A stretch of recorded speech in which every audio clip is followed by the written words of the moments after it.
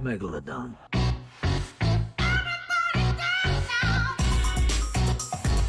The new mysterious DLC for Jurassic World Evolution 2 has just been revealed, and it's not a Cenozoic pack. Jurassic World Evolution 2, the Park Manager's Collection Pack. In this video, the latest news on the DLC and the free update, which comes with one of my personal most requested things. The first species is one that was teased almost 3 weeks ago, the Megalodon.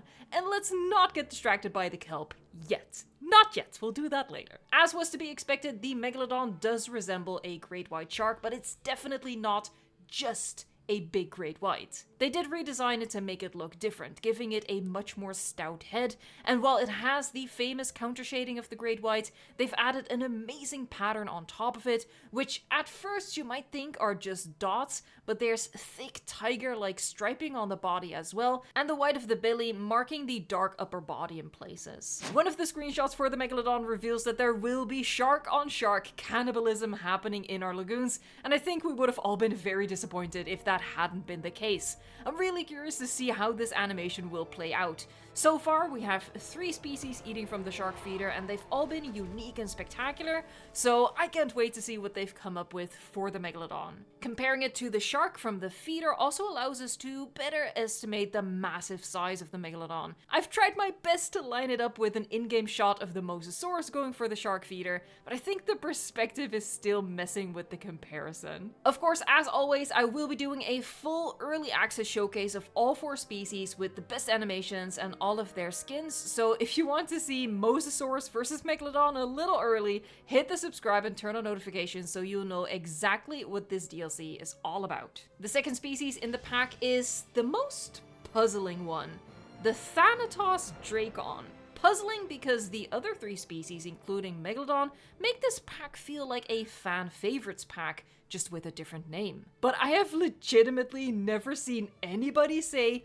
"Gosh, I sure do hope they'll add the Thanatos Dracon to the game." So this is the only species in the pack that surprises me that it got picked over something else, something popular like the Hatzegopteryx. Let me know in a comment what you think of this edition. It looks fantastic though, with a massive beak and feathered body, and the short snippet in the trailer gives us a first glimpse at an awesome goat kill animation that I'll definitely be including in the full early access showcase coming to the channel in just a few days. Next species is the Stegosaurus, a classic from the Jurassic universe and something fans of the franchise have wanted to see come into the game for a long time. Interestingly, some audio files for Stegosaurus were discovered in-game last year, and we figured it was cut content. And maybe it was, and perhaps Frontier could have decided to add it after all, seeing our reaction and excitement to possibly having this species in our parks one day. The Stegosaurus looks very similar to the Coelophysis, but both are iconic species in their own way for different reasons, so I think that justifies having them both in-game soon. And the main hope is that the Stegosaurus doesn't just reuse most of the Coelophysis animations to help it stand out a little better. Last but not least, although definitely the smallest, the 4th species in the Park Manager's Collection Pack is the long-awaited MICROCERATUS. Oh my, we've been talking about this little dinosaur for a long time now, and it's finally being added to the game. The wait is over. What the addition of this species means for the future of the game is something I want to discuss later on in the video. Frontier has done a wonderful job with this tiny ceratopsian, and it's a little bittersweet that it possibly has the best skins of any ceratopsian in the game. I absolutely love that they've given the frill an entirely different, vibrant color in the pattern, especially the skin combination that is on display in the trailer, which looks beautiful. The skins we see in the screenshot I would assume are the same pattern color over different base skin colors. I say it's bittersweet that I think it might have the best skins because of its minuscule size. The MICROCERATUS will be difficult to spot in our exhibits. A problem, if you want to call it that, shared by all tiny dinosaurs in the game.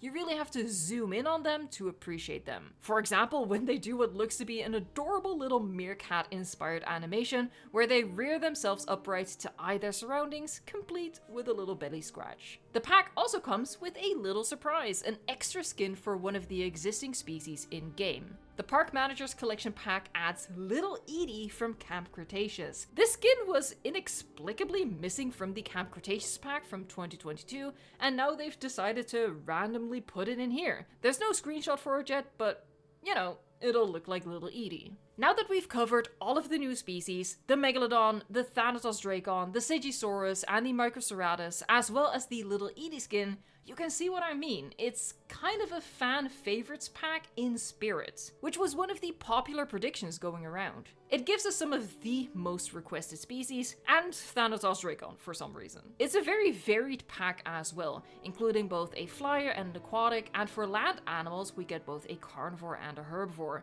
Such a varied mix of fan favorites will make for a very successful pack, I suspect. People who were dreading the possibility of a Cenozoic pack can breathe a sigh of relief. Give this pack a star rating in a comment down below and let me know what you think of this species selection. Okay, so that concludes everything coming in the Park Manager's Collection Pack, a paid DLC pack coming out on May 16th, which is this Thursday. We won't have to wait long to add these species to our parks. The price of the pack hasn't been officially shared yet at the time of making this video, but I have no doubt that it will be the same price as all the other 4 species packs, whatever that happens to be in your currency in your region. Now let's move on to the free update, and the most exciting inclusion you've already seen. Kelp.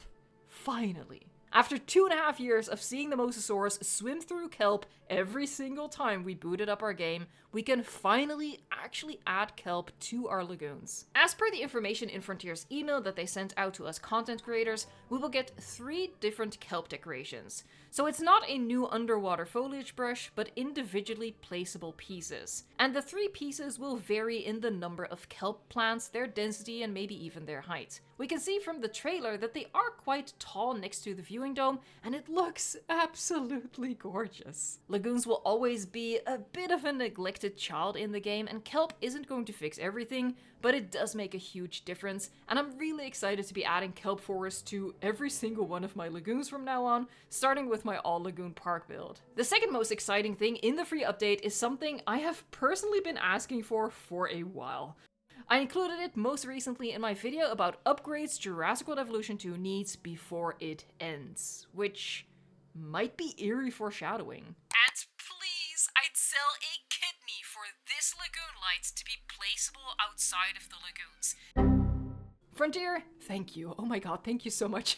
I got so giddy when I saw it get mentioned in that email we got. I'm just so excited that they're giving us a version of the lagoon light that can be used on land. Light is so important for creating atmosphere in your parks. I'm only slightly miffed that I built a nighttime Lux park full of lights literally only a few weeks ago, but I guess this new light is the perfect excuse to make another magical nighttime park. As for the rest of the free updates, well, that's where the bad news comes in, because the kelp and the lights are kinda it. At least in the email we got, they only mentioned some bug fixes and miscellaneous quality of life updates that don't look too exciting. Of course, fixes like that can massively benefit the gameplay experience, but it won't feel like anything new. Best case scenario is that it removes some frustrations that you've been running into. Of course, if it turns out there is more to the free update, I will let you all know right away. To stay up to date on all of the news, all you gotta do is subscribe. It's easy, it's free, and for what it's worth, you make me really happy, which I try to repay you for by making a lot of creative content for the game.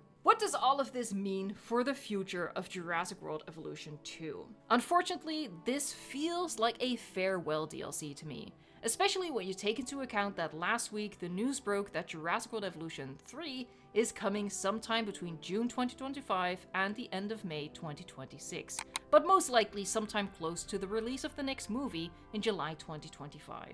I've always theorized that they wouldn't end the game without Microceratus. For me, it was the one species that I truly couldn't see them ending the game without as the last on-screen living dinosaur from the movie franchise. I know there's more species that people will feel are still missing, with Smilodon now being at the top of that list. I don't think adding prehistoric mammals, especially canon species, was crazy or impossible, but I also don't think it's a given that it would or should come to the game.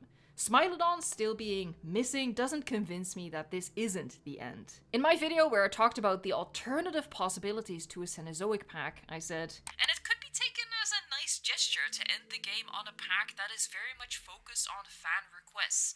There's something kind of poetic about that. Even though they didn't title it the Fan Favorites pack, it does have that feel to it. Except this guy. It's a weird pack in the sense that it has a weird theme.